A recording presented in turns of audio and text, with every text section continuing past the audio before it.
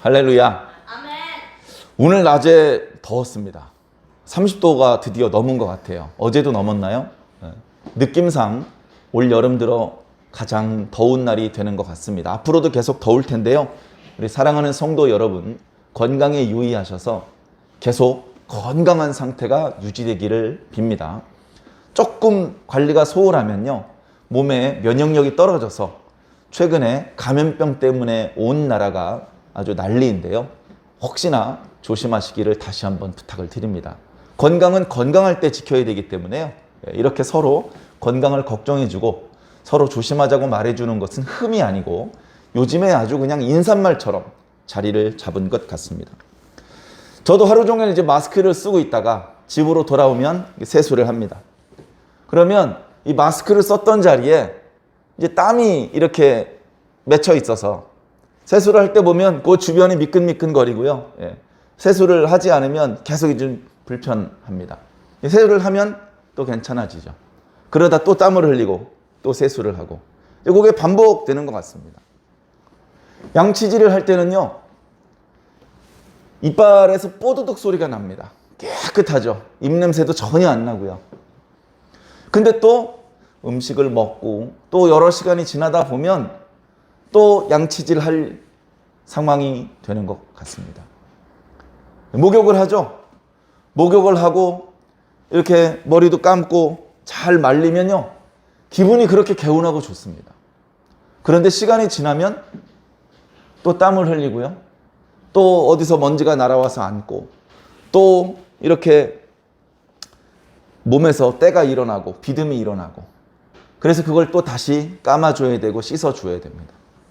손톱 깔끔하게 깎은 것 같은데 벌써 또 깎을 때가 됐네? 머리를 단정하게 깎았었는데 분명히 가만히 있어봐, 이쪽이 벌써 이렇게 귀를 덮고 덥수룩하고 좀 답답하고 지저분해 보이네. 또 머리를 손질을 해야 될 때가 된 것이죠. 분명히 깨끗하게 옷을 빨고 다려서 입었는데 또 며칠 입다 보면 또 빨아야 될 필요가 생기는 그런 옷이 되는 것입니다. 더러워졌다가 다시 깨끗해졌다가 그걸 이제 반복을 하는 건데요.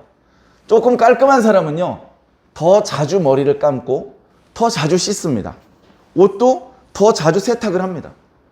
좀 바쁘거나 또는 그렇게 유난스럽게 깔끔 떨지 않는 사람은 좀 그 주기가 좀 떨어지죠.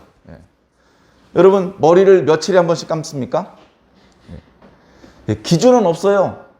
기준은 없습니다. 예를 들어서 이틀에 한 번씩 머리를 감는 분이 있다면 하루에 한 번 머리 감는 사람은 뭘 그렇게 매일 감어? 너무 자주 감는 것도 안 좋대. 이렇게 생각을 하겠지만, 매일 감는 사람은 야, 매일 안 감고 꿉꿉해서 저녁에 잠이 오냐? 이렇게 얘기를 하게 될 것입니다. 서로 좀 다른 것이죠. 스스로 불편하지 않게, 그러나 너무 지나치게 깔끔을 떨어서 불편해지거나 너무 그 청결에 대해서 이렇게 좀 의식이 좀 둔해서 몸에서 이렇게 막 안 좋은 냄새도 풍기고 이렇게 불편하게 그렇게 지내지 마시고 적당하게 항상 깨끗하고 건강한 모습으로 그렇게 지내기를 부탁을 드립니다. 이건 굳이 교회에서 목사님이 말씀을 드리지 않더라도 여러분들이 일반 상식적으로 또 알고 있는 내용이고요. 서로 간에 그런 얘기는 이미 잘 주고받고 계실 것입니다.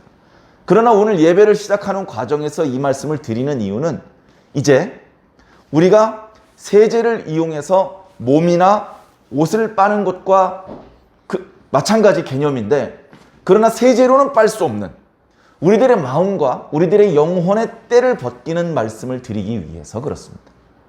우리 몸에도 계속해서 때가 붙고 씻어내야 될 필요가 생기는 것처럼 우리들의 마음도 씻어내야 될 필요가 있습니다. 저희 교회 근처에 차를 타고 한 10분, 15분 정도 가면 고산에 새심정이라는 정자가 있습니다. 그게 무슨 통일 신라시대 이렇게 오래된 것은 아니지만 조선시대 후기에 세워진 것이긴 하지만 아주 멋들어진 정자가 하나 있어요. 거기에 앉아 있으면 옆에 이제 만경강 지류가 이렇게 흐르면서 그 물 흐르는 소리가 들리면서 그야말로 마음을 씻어주는 것 같은 새 심정, 마음을 씻어주는 정자. 아마 과거에 그 바로 옆에 고산 향교에서 유학을 공부하던 선비들이 거기 앉아서 심신을 휴식을 취하고 달랬던 것 같습니다. 그러나 우리가 신앙 안에서, 성경 안에서 보면 그 정자에 들어가 앉아있기만 하면 자동으로 마음이 씻어지느냐? 결코 그렇지 않습니다. 마음에 온통 악하고 욕심이 디글디글 찬 사람이 새 심정에 3시간 앉아있다고 갑자기 욕심이 사라지고 선량한 사람으로 바뀌어서 가지고 있던 재물을 가난한 사람한테 나눠주고 그런 일은 지금까지 한 번도 없었습니다. 있을 수 없는 일이죠. 그 정자가 무슨 마음을 깨끗하게 하는 기능이 있겠습니까? 그러나 거기에 앉아서라도 조금 마음의 여유를 찾고 조그만한 개울물 흐르는 소리를 들으면서 너무 세속에 얽매여서 살지 말아라 하는 그런 이제 의미가 담겨 있을 뿐이지 그 의미대로 모든 사람의 마음이 자동으로 깨끗하게 씻어지는 것은 결코 아닙니다.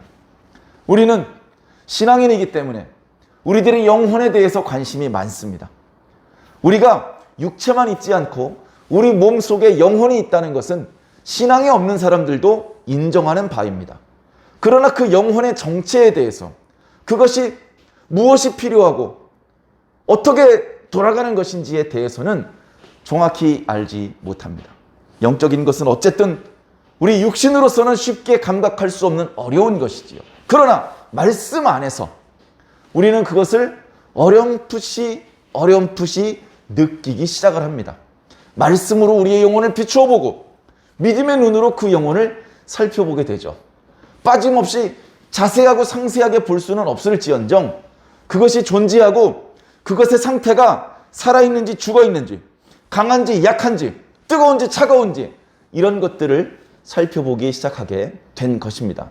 특별히 우리를 구원하시는 하나님께서도 영교신 분이기 때문에 우리의 영혼과 하나님의 영이 서로 교통하여 서로 인격적인 관계를 이어나갈 수 있는 축복의 존재라는 것을 우리는 신앙 안에서 새삼스럽게 깨닫게 되었습니다. 문제는 하나님의 문제가 아니고 우리에게 문제가 있습니다.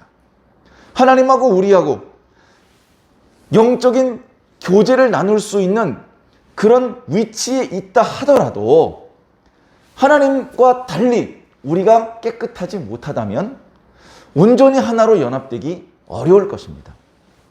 그냥 알기 쉽게 생각을 해도 밭에서 막 일을 합니다. 일을 해. 옛날에 장갑이 어디 있습니까? 맨손으로 흙을 막 주무르면서 일을 합니다.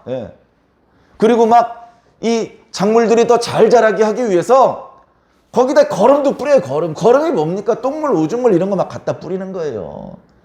그게 손에 만지기 싫고 냄새가 고약해서 그렇지 밭에 뿌리면 작물들이 자라는 데는 좋거든요. 그런데 그런 작업을 막 하고 있는데 옷이 깨끗하고 손발이 깨끗한 어떤 사람이 지나가다가 밭에서 일하는 사람을 알아보고 악수를 청하려고 손을 내미는데 저쪽에 밭에서 일하는 사람의 손은 온갖 진흙과 오물에 더러워져 있어요. 냄새가 나요. 그대로 손을 맞잡으면 어떻게 될까요? 그 오물로 가득한 진흙으로 가득한 농부의 손은요 별로 깨끗해지지 않아요. 내내 똑같습니다. 별 차이 없어요. 근데 먼지 하나 없이 깨끗했던 그 사람의 손은 갑자기 오물, 거름, 진흙 이런 것들이 손에 묻어가지고 금세 더러워지는 상태가 되고 말 것입니다. 그래서 우리가 더러워진 상태로 하나님을 만날 수 없어요. 그런 경우에 보통 어떻습니까? 밭에서 막 일을 하다가 손이 다 더러워져서 너무나 반가운 친구를 만났는데도 달려가서 손을 맞잡을 수 없고 이보게 친구 지금을 손을 잡으면 자네 손이 더러워지니 조금만 기다리세요 해가지고 하던 일을 급히 마무리하고 나와서 물로라도 진흙을 씻어내고 손에 묻은 거름거리 냄새나는 거 이런 것들을 다 어느 정도 씻어내고 깨끗한 수건에 물기를 닦아낸 다음에 반가운 그 친구의 손을 맞잡지 않겠습니까? 그러니까 우리가 하나님을 만날 때 우리가 하나님과 연결이 될 때 하나님 오늘 손을 안 씻으셨는데요? 하나님 오늘따라 손이 더러우시네요. 냄새가 나요. 이렇게 하나님이 더러우실 리가 없잖아요. 하나님이 온전하신 분이기 때문에 우리는 하나님의 청결 상태를 의심하거나 하나님께 청결을 요구할 필요가 없습니다. 문제는 항상 우리한테 있는 거예요. 우리한테 문제가 있는 거예요. 사랑하는 성도 여러분, 손에 어떤 기름때는 물로는 잘 안 씻어지는 기름때가 있습니다. 그런 경우에는 비누를 써야 됩니다. 비누를 쓰고 여러 번 비누칠을 해야 되고, 어떨 땐 이렇게 솔질 같은 거, 수건 같은 걸로 막 팍팍 문대어 벗겨지는 그런 때도 있습니다. 우리가 하나님을 만날 때 우리의 상태를 어떻게 준비하면 좋을까요? 우리의 상태가 하나님하고 아무 마음의 부담이나 거리낌 없이 손을 잡을 수 있는 그런 깨끗한 상태가 된다면 얼마나 좋겠습니까? 그래서 우리는 예배를 드릴 때마다 우리가 할 수 있는 최선의 준비를 해야 됩니다. 첫째, 준비 기도. 둘째, 준비 찬송. 그리고 예배에 따라서 헌금을 드리는 예배의 경우에는 헌금. 그리고 마음의 간절한 마음. 그런 우리가 준비할 수 있는 최선의 준비를 다 하고, 그리고 하나님을 만나야죠. 하나님, 나는 이렇게 잔뜩 준비하고 하는데 하나님 빈손으로 오시면 안 돼. 하나님 빈손으로 오실까 봐 걱정하지 마시고 우리가 할 수 있는 최선의 노력을 다하는 것이 바람직할 것입니다. 사실 생각해 보세요. 사랑하는 분을 만날 때 그 사람을 사랑하니까 만나는 거지, 그 사람 주머니에 짤랑거리는 게 만나서 만나는 게 아니지 않습니까? 네? 종종 말씀드리지만 명절 때 회사의 바쁜 일을 다 뒤로 하고 왔다 갔다 길에서 보내는 시간이 12시간이나 되더라도 어머니를 보러 가잖아요. 네? 어머니한테 돈 받으러 갑니까? 엄마, 돈 안 줘도 돼. 우리 먹을 거 야채 같은 거 안 싸줘도 돼. 나 엄마 얼굴 보러 가는 거야. 음식 내가 준비해 가지고 갈게. 왜 그렇게 합니까? 사랑하니까. 우리가 하나님을 볼 때 하나님을 사랑해야 됩니다. 하나님 주머니에 돈을 사랑하는 성도가 되면 안 됩니다. 그래, 어떻게 보면 예배를 준비하는 것은 우리들의 시선을 조정하는 거예요. 우리들의 시선은 우리가 근본적으로 영혼도 있지만 육체가 있고 영적인 감각은 여전히 둔해서 육체적인 감각만 살아있기 때문에 그 감각을 좀 죽이고 영적인 것에 우리들의 이 관심을 집중시키기 위해서 하는 것이 바로 예배의 준비입니다. 그래서 우리는 하나님을 바라봐야 됩니다. 하나님 주머니에 짤랑거리는 거, 거기에 우리의 시선이 집중되면 그 시간 온전히 하나님을 만날 수도 없고 하나님께 온전한 예배를 드릴 수도 없는 것입니다. 지난 시간에 제사장의 성결에 대한 말씀을 드렸고요.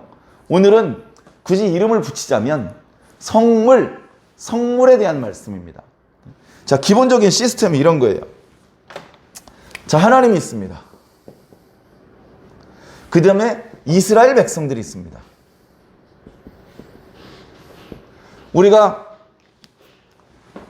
이제 새벽 예배 때 시편 묵상을 시작했지만 그 얼마 전까지 출애굽한 이스라엘 백성들이 시내산에서 하나님과 언약을 맺는 말씀, 출애굽기 19장부터 24장까지 말씀을 묵상을 했죠.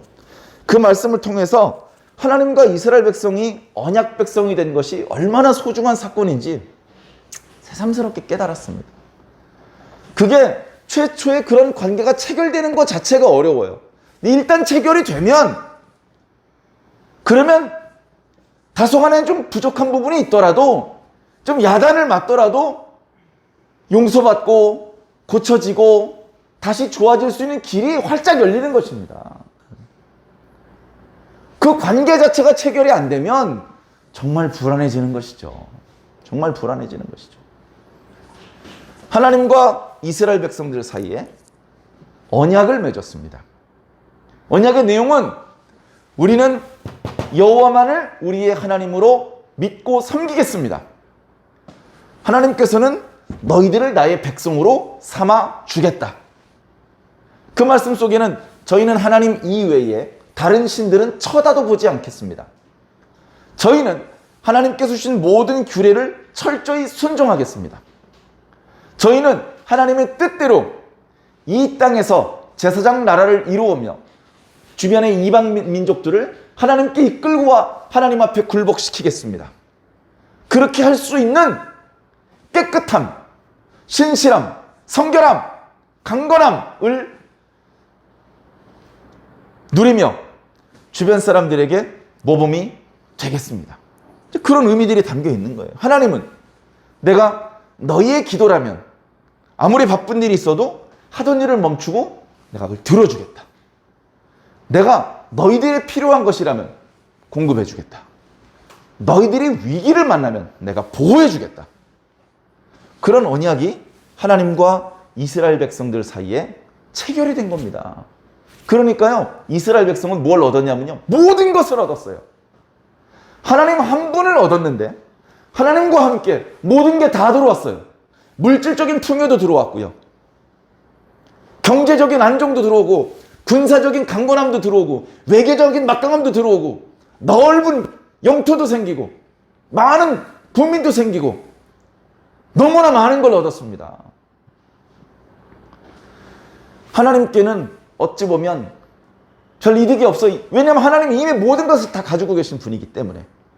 그래, 하나님께는 별로 이득이 없어 보임에도 불구하고 하나님께서는 기쁜 마음으로 이스라엘 백성들의 하나님이 되어주셨습니다.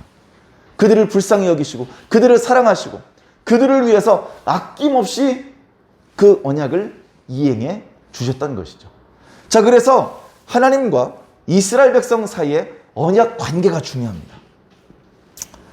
이스라엘 백성들, 자, 하나님, 자, 언약 관계가 중요한데 모세가 하나님과 이스라엘 사이를 아주 강력한 언약 관계로 이렇게 묶어놨어요. 묶어놨어. 그래, 모세가 한번 든든히 묶어놓으니까 아무 걱정 없이 영원히 그 언약이 지속되느냐? 바람은 영원히 지속되길 바라지만 이 언약 관계가 끊어질 수밖에 없는 위태로운 상황이 찾아올 수 있습니다.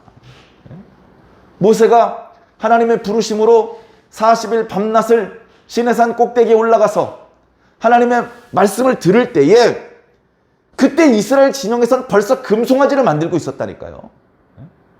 저 끄트머리 9번째, 10번째가 아니라 첫 번째, 두 번째 계명을 어기고 있어요.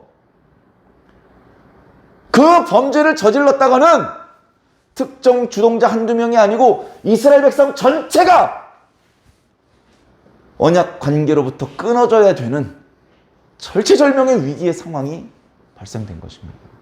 그 순간에 모세가 아니었다면 어쩌면 이스라엘과 하나님은 영원히 끊어져 버렸을지도 모릅니다. 모세가 뛰어 들어갔습니다. 당장 그 금송아지부터 불살랐습니다. 불사르고 다 타서 없어지지 않은 부분들을 돌로 찧어가지고 가루를 내버렸습니다. 그 가루를 물에다 풀었습니다. 이 우상 숭배를 주동한 사람들을 이끌어내서 그 물을 마시겠습니다. 그리고 제일 앞장선 사람들을 쳐서 죽였습니다. 수백 명을 죽였습니다. 죽이고 하나님 앞에 무릎 꿇었습니다. 하나님, 우상을 박살냈습니다. 주동자들을 죽여서 하나님의 분노가 쉬도록 했습니다. 하나님, 이제는 용서해 주시옵소서. 이제는 용서해 주시옵소서. 이 이스라엘 백성들을 당신의 기업으로 삼아 주시옵소서.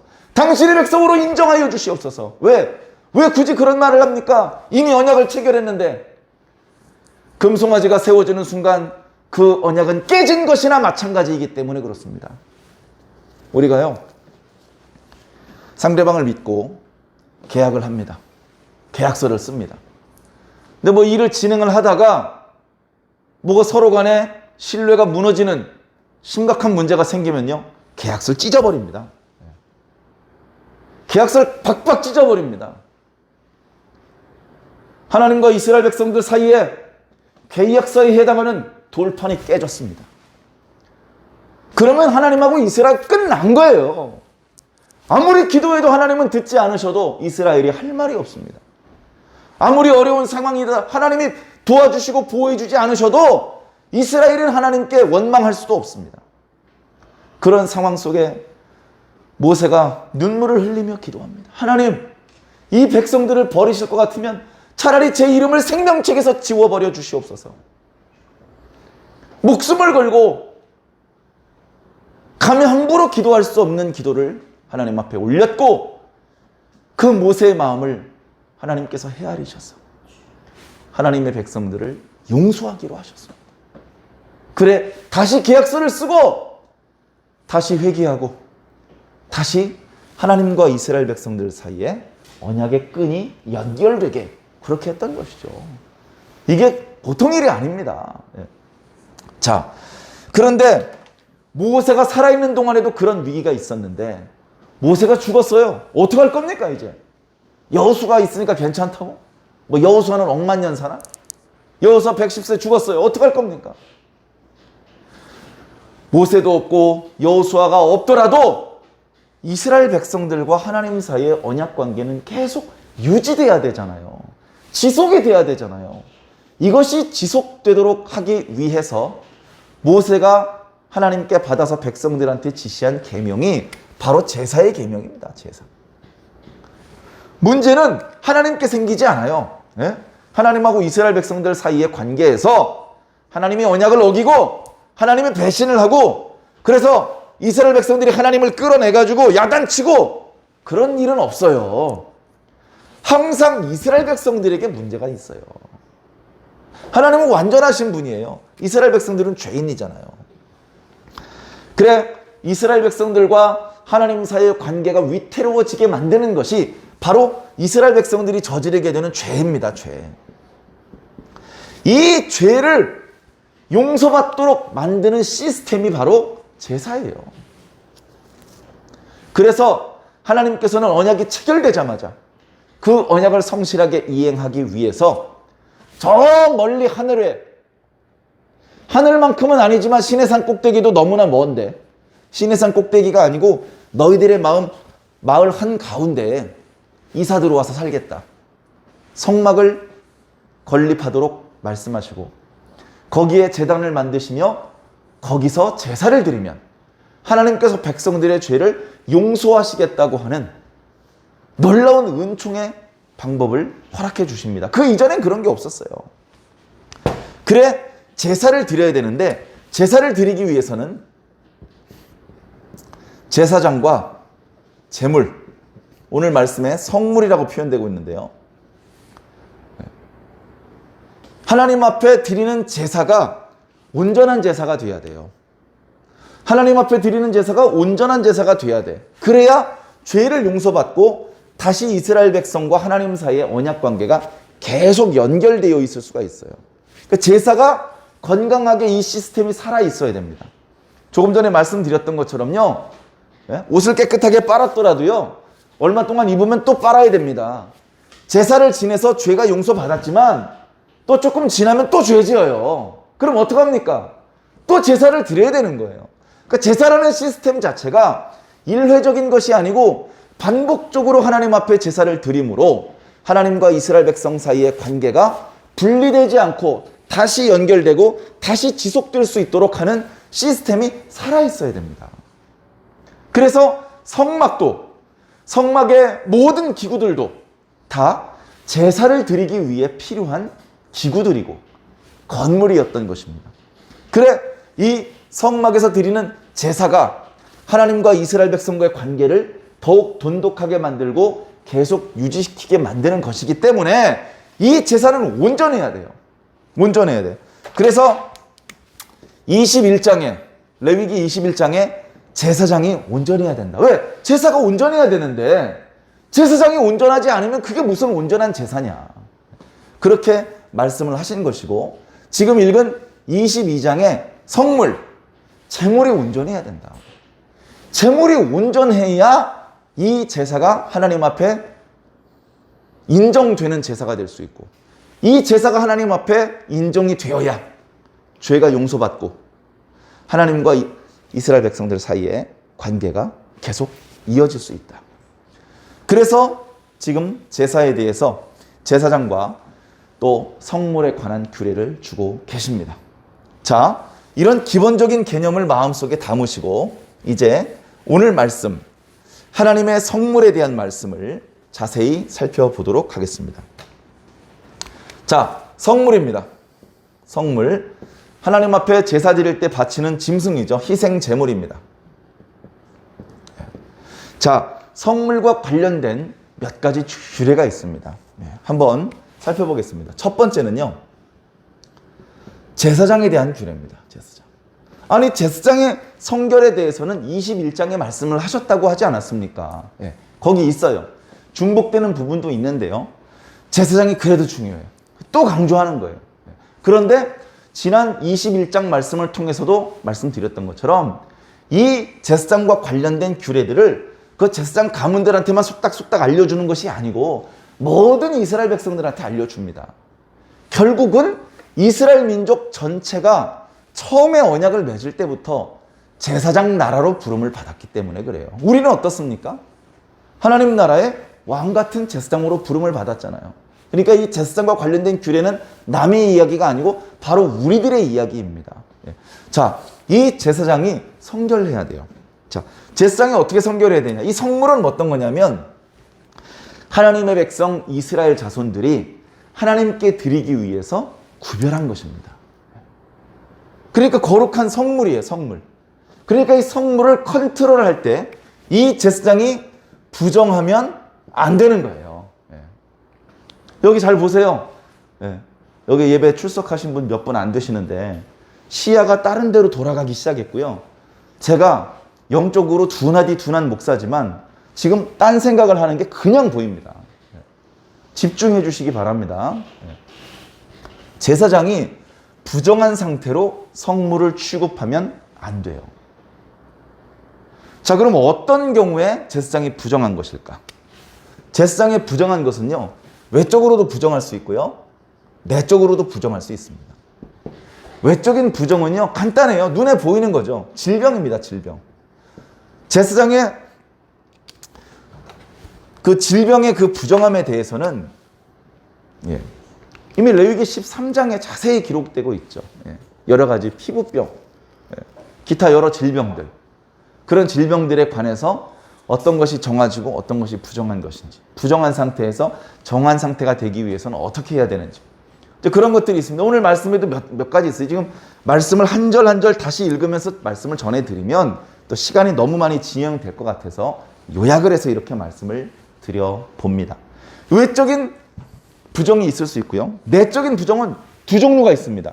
내적인 부정은 하나님 앞에 범죄할 수가 있어요. 범죄. 제사장도 사람인데 범죄할 수 있잖아요. 범죄할 수 있고, 그 다음에 범죄한 건 아니고 질병에 걸린 것도 아니지만 부정하게 될 수도 있어요. 부정. 이 부정은 제의적인 부정함입니다. 그러니까 나는 죄를 짓지 않았는데 내가 뭘 잘못한 건 아닌데 저쪽에 부정한 뭐하고 내가 이렇게 접촉이 됐어. 그러면 그 부정한 것이 나한테 옮아서 나도 부정해지는 거예요. 자, 이런 부정한 상태로 성물을 만지면 안 됩니다. 성물 가까이 가고 성물을 하나님 앞에 드리고 그리고 성물을 먹고 이러면 안 되는 거예요. 그러면 안 되기 때문에 제사장은 먼저 이 부정한 상태로부터 빠져나와야 돼요. 질병은요, 치료가 될 때까지.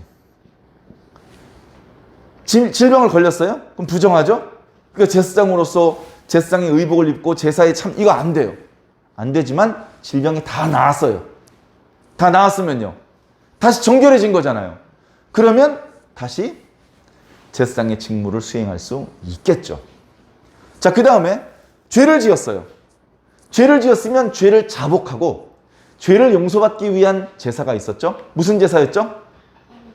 1번 번제, 2번 소제, 3번 허목제, 4번 속죄제, 5번 속건제. 속죄제입니다. 속죄. 죄를 용서받기 위한 제사, 속죄제를 드리고, 그리고 다시 용서받았으니까 다시 제사장의 직무를 할 수 있는 것이죠. 자, 그 다음에 제의적으로 부정한 것. 예를 들면 시체를 만졌어요. 부정해줘요. 시체를 그래서 만지지 말라고 그러셨어요. 대제사장의 경우는 가족들, 심지어 자기 부모의 시신에도 손을 대지 말라고 그러셨어요. 그러나 대제사장 이외의 다른 제사장들은 아주 가까운 가족의 경우에는 시신의 몸에 손을 댈 수 있습니다. 그러나 그렇게 되면 자신이 부정에게 지기 때문에 그 부정해져 있는 동안에는 제사에 참여할 수가 없는 것이죠. 왜? 그런 규례를 하나님께서 주셨는데도 불구하고 하나님과 하나님의 백성 사이의 언약 관계를 지속시켜주는 제사를 부정하게 만드는 존재가 돼버리면 하나님의 백성으로서 끊어진다. 오늘 말씀에도. 실제로 레위기 10장에 보면 아론의 첫째 아들과 둘째 아들이 하나님께 이렇게 분향을 할 때 하나님께서 명하신 불이 아닌 다른 불을 썼을 때 하나님께서 그들을 죽이셨어요. 그들을 끊어내버리신 것이죠. 그들이 갑자기 죽임을 당한 것은 안타까운 일이지만 그렇게 해서라도 이스라엘 백성 전체와 하나님 사이의 언약 관계가 끊어지는 위기는 막아야 되는 것이죠. 모세가 뛰어들었습니다. 네. 그 시신에 손대지 마라! 왜? 손대면 또 부정해지잖아. 그 시신에 손대지 마라. 너희들의 친형이고 자네의 친아들이지만 머리를 풀어헤치고 옷을 찢고 슬퍼하지도 마라. 슬픔을 참아라. 가만히 있어. 백성들이 대신해서 곡을 해주고 그리고 다른 가까운 친족들이 들어와서 이 시신을 메고 나가서 장사를 지내줘라. 그렇게 모세가 나서서 더 부정함이 들어와 하나님과 이스라엘 백성 사이의 언약 관계가 끊어질 위기를 또 한 번 피한 것입니다. 그만큼 제사장의 존재는 중요해요. 성결해야 됩니다. 자, 그래서 범죄하면 안 되고 범죄했을 경우에 속죄제를 드려서 속죄제를 통해서 용서받아야 되고 그 다음에 부정해졌을 경우에는요. 저녁까지 기다리면 됩니다. 저녁까지 기다렸다가 물로 몸을 씻으면 다시 정결해지고 그러면 제사장의 직무도 할 수 있고 제사장이 먹을 수 있는 음식을 먹을 수도 있습니다. 저녁까지 기다렸다가 물로 몸을 씻으면 되는 것이죠. 자, 두 번째는요. 이 성물을 먹을 사람. 성물은 누가 먹을 수 있느냐. 자, 일단 외국인 안 됩니다. 외국인이니까 이방인이죠. 이방인. 외국인은 안 되고요. 객도 안 됩니다. 누가 안 되죠?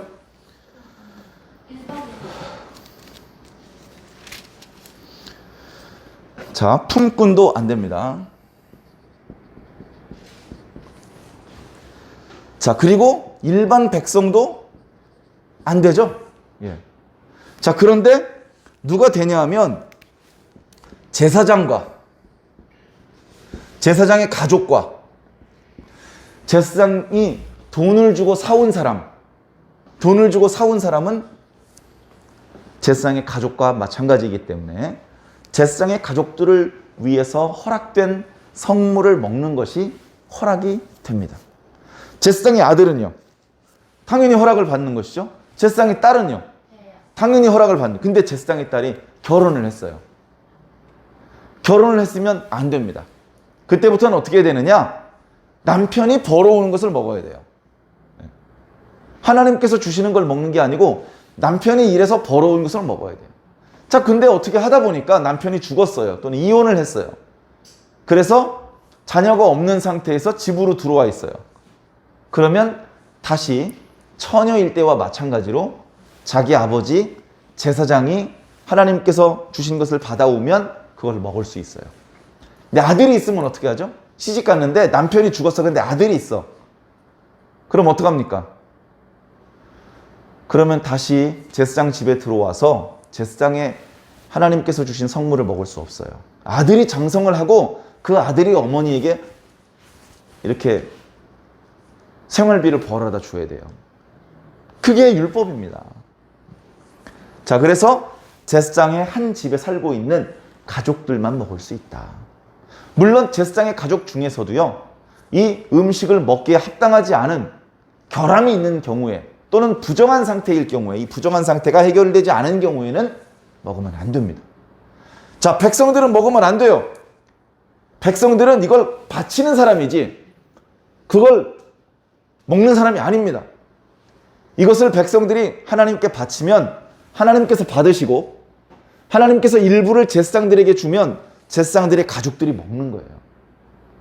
그걸 백성들이 도로 먹으면 안 됩니다.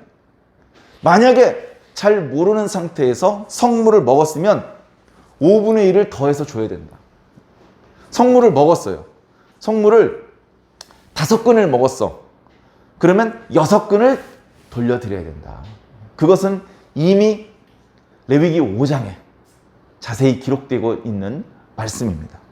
그래서 성물을 먹는 것. 그러니까 이 짐승을 죽여가지고 피를 흘리고 뭐 기름을 태우고 피를 여기저기 뿌리고 고기를 태우거나 나누어서 먹고 이 모든 과정뿐 아니고, 그러니까 제사를 드리는 것뿐 아니고 그 부산물을 먹는 일조차 성물을 다루는 일이에요. 그렇기 때문에 성물을 다루는 일을 소홀히 하면 안 됩니다. 부정한 상태로 하면 안 되고요. 자격이 없는 사람이 하면 안 됩니다. 그래서 모든 시작부터 마치는 모든 과정을 거룩하고 정결하게 해야 됩니다. 자, 그 다음에 세 번째는요. 어떤 제물로 드릴 것이냐? 어떤 제물? 어떤 제물로 드릴 것이냐면요. 흠이 없는 걸로 드려야 돼요. 흠이 없는 소나 양이나 염소로 해야 됩니다. 흠이 없는 걸로 해야 됩니다.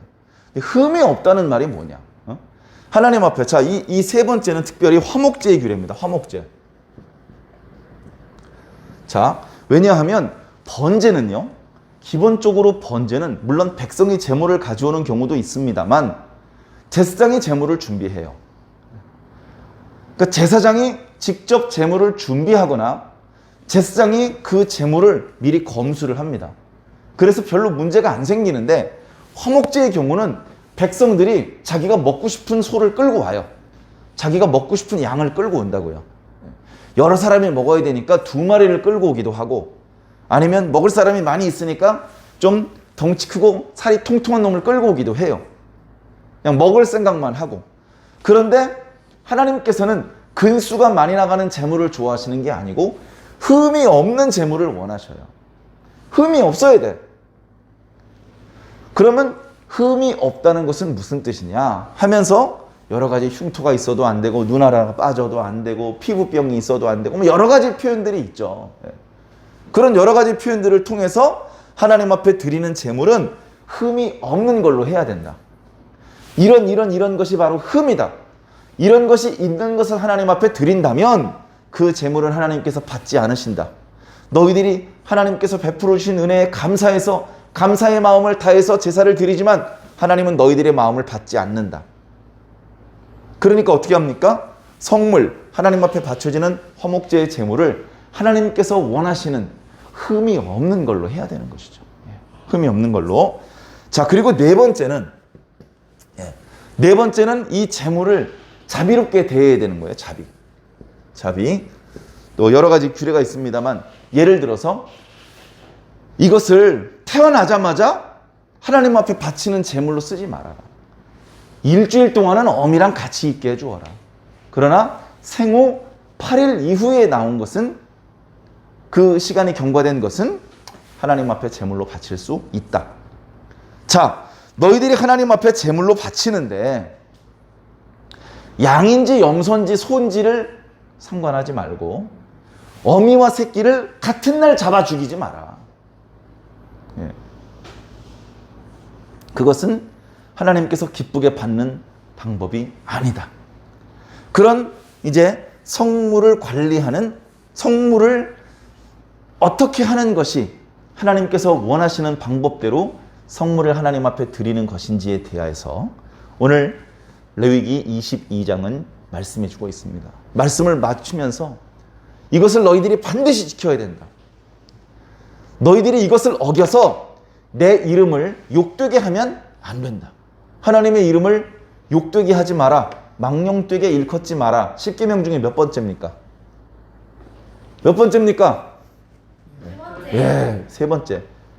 하나님의 이름을 먹으면 안 되는 사람이 먹었는데요. 흠이 있는 걸 바쳤는데요. 하나님의 이름을 망령되게 일컫는 10계명 중 제3계명을 어기는 죄가 적용되는 것입니다. 여러분, 우리 일상사회에서도요.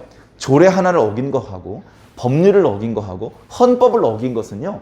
죄를 적용하는 정도가 다를 수밖에 없어요. 하나님 앞에 엄청난 범죄를 저지르게 된다는 것을 명심하라. 그런 하나님의 염원이 담겨져 있는 규례입니다. 우리는 이 규례를 통해서 많은 것을 깨달아야 됩니다. 특별히 우리는 이 규례의 내용대로 실제로 제사를 드리고 실제로 짐승을 잡아 죽여서 피를 흘리고 뭐 이러는 구약적인 방법으로 하나님을 예배드리는 사람들이 아니잖아요. 우리는 우리 시대에 이 말씀들을 우리 시대에 맞게 적용해서 말씀을 들어야 돼요. 자, 기본적으로 과거에는요, 제사를 드렸습니다. 제사를 통해서 하나님과 이스라엘 백성들 사이의 관계를 유지시켰어요. 오늘 우리는요, 예배를 드립니다. 예배. 제사와 예배는 비슷한 의미가 있어요. 우리가 하나님께 경배를 드린다는 의미는 비슷하지만 내용이 달라요. 제사는 우리의 죄를 용서받게 하기 위해서 우리 대신 다른 짐승을 죽여요. 그 짐승이 피를 흘리게 만들어요. 그래서 내가 피를 흘리면서 처형당해야 되는데 그 처벌을 짐승한테 전가시키는, 그렇게 함으로 해서 나의 죄를 짐승한테 떠넘기고 나는 정결한 상태를 확보하게 되는 그런 하나님께서 베풀어 주신 방법인데, 오늘 우리 교회에 다니는 성도들은 제사를 드리는 게 아닙니다. 우리는 또 피 흘리는 제사를 드려야 되고, 우리는 또 우리 성도들의 죄를 또 다른 짐승에게 전가시켜서 우리의 죄를 모면해야 되는 그런 의식을 치르기 위해서 교회에 모이는 것이 아닙니다. 왜냐하면 우리에게 제사는, 우리 신약시대의 교회 성도들이 제사는 유일하게 예수 그리스도께서 십자가에 달리신 것 딱 한 번입니다. 과거 구약에는 제사장도 불완전하고 제물도 불완전해서 제사를 드리기에 앞서서 제사장이 먼저 자기의 죄를 정결케 하는 제사를 드려야 했고, 그 제물의 효력이 너무나 미약해서 매년 똑같은 제사를 반복해야 했지만, 예수 그리스도께서 2000년 전에 골고다 산 언덕에서 하나님 앞에 바친 제사는 완전한 제사입니다. 제사장도 완전한 제사장, 제물도 완전한 제물. 그래서 우리는 그 제물의, 그 제사장의 완전한 효능 때문에 두 번 다시 제사를 반복할 필요가 없습니다. 그저 그 제사의 완전함을 믿기만 하면 그 제사의 효력이 바로바로 적용되는 놀라운 은혜의 시대를 살고 있는 것입니다. 제물과 제사장이 중요했기 때문에. 자, 제사장 21장 22장. 자, 이렇게 제사장과 제물이 중요하기 때문에 레위기에서는 이렇게 21장과 22장을 할애해서 자세한 말씀을 하고 있고, 이 여러 조건들을 완벽하게 만족시켜 주시는 분이 바로 예수 그리스도입니다. 그래서 우리는 구약의 제사의 규례를 살펴보면서 곧바로 예수님을 떠올려야 되고, 예수님께서 십자가에서 피 흘리신 바로 그 제사의 의미를 깨달아야 되는 것이죠. 당연히 구약의 이스라엘 백성과 또 하나님 사이의 관계를 유지시켜주는 제사가 그 역할을 했던 것처럼, 오늘 신약시대의 예배는 오늘 예수 그리스도를 구주로 영접한 성도들과 지금도 우리를 구원하시는 하나님 사이의 관계를 연결시키는 끈이 되는 것입니다. 우리는 매 예배 시간을 통하여서 예수 그리스도를 통해서 말씀을 듣고 예수 그리스도를 통해서 우리의 기도가 하나님 앞에 올라갑니다. 우리가 드리는 모든 예배에는 예수 그리스도를 빼면 이야기할 수가 없습니다. 예수 그리스도를 외면하고 예수 그리스도를 무시하고 다른 방법으로 말씀을 듣고 다른 방법으로 우리들의 기도를 하나님 앞에 올려드릴 방법이 없기 때문에 그렇습니다. 예수 그리스도를 통해서 하나님의 모든 좋은 것이 우리에게 흘러오고 우리의 모든 소원, 기도, 감사, 찬양이 다 하나님께 올라가는 것입니다. 아유, 통로가 너무 좁아서 불편해 이거. 그렇지 않습니다. 예수 그리스도는 충분합니다. 하나님, 예수 가지고 안 되겠어요. 다른 거 좀 더 많이 주세요. 그렇게 요구할 필요가 없습니다. 우리는 예수 그리스도를 통해서 우리에게 필요한 모든 것을 공급받을 수 있습니다. 우리는 오늘 출애굽 레위기 22장 말씀을 통해서 새삼스럽게 예수님께서 흠이 없는 제물이었다는 것을 새삼스럽게 깨닫습니다. 그리고 이 제물이 하나님 앞에 일단 바쳐지면 그것은 지극히 거룩한 것이 됩니다. 그래서 그 지극히 거룩한 것을 아무나 먹지 못하게 하고 제사장의 가족들만 먹게 합니다. 일반 백성이 먹는 것도 하나님의 이름을 망령되이 일컫는 죄가 적용된다고 엄히 경고하셨지만, 그러나 신약시대의 우리 성도들은 그저 일반 백성들이 아닙니다. 우리 성도들은 모두 왕같은 제사장으로 부름을 받았기 때문에 이 성물을 먹을 정당한 자격이 있는 제사장의 가족들입니다. 이 제물은 바로 예수 그리스도십니다. 그래서 요즘 코로나 시대 때문에 눈에 보이는 성만찬 의식을 거행하지 않은 지가 제법 오래되어 매우 안타깝습니다만, 성만찬 의식을 거행을 할 때 여러분들에게 아낌없이 다 드립니다. 아낌없이 다 드려요. 지금도 구교에서는 성만찬 의식을 거행할 때 성도들에게 예수 그리스도의 몸은 나누어 주지만 예수 그리스도의 피는 나누어 주지 않습니다. 물론 그 나름대로 여러 가지 이유가 있겠지만 하나님의 뜻 아니고요. 오늘 하나님 앞에 예배드리는 우리 성도들은 너무나 부족하죠. 너무나 부족함이 많죠. 그런데 그렇게 부족하기 때문에 바로 예수 그리스도의 보혈이 필요한 겁니다. 우리가 완전하다면 예수의 보혈이 뭐가 필요합니까? 우리를 위해서 흠이 없는 완전한 대제사장이 되어주시고, 우리를 위해서 당신의 몸을 하나님의 바치는 제물을 삼아주신 예수 그리스도의 놀라우신 사랑에 감사하고 우리는 찬양을 올려드려야 될 줄로 믿습니다.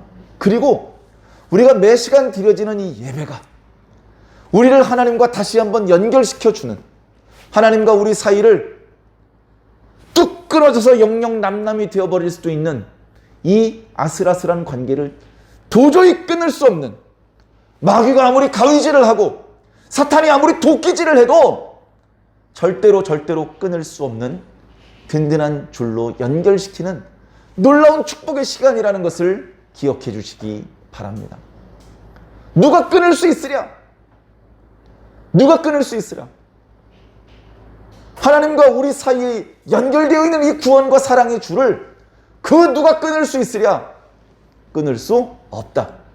이 모든 것이 하나님의 은혜이며 예수 그리스도의 사랑이라는 것을 기억하시면서 이제 그 예수 그리스도를 함께 나누어 먹는 제사장의 가족이 된 사랑하는 성도 여러분, 이 하나님과의 완만한 언약 관계 속에서 이 땅에 있는 동안에 우리에게 주어진 사명, 이 어두운 세상을 향하여 빛의 역할을 감당하고 이 썩어가는 세상을 향하여 소금의 역할을 감당하는 살아있고 참된 주의 성도들이 모두 되시기를 예수님 이름으로 간절히 축원합니다.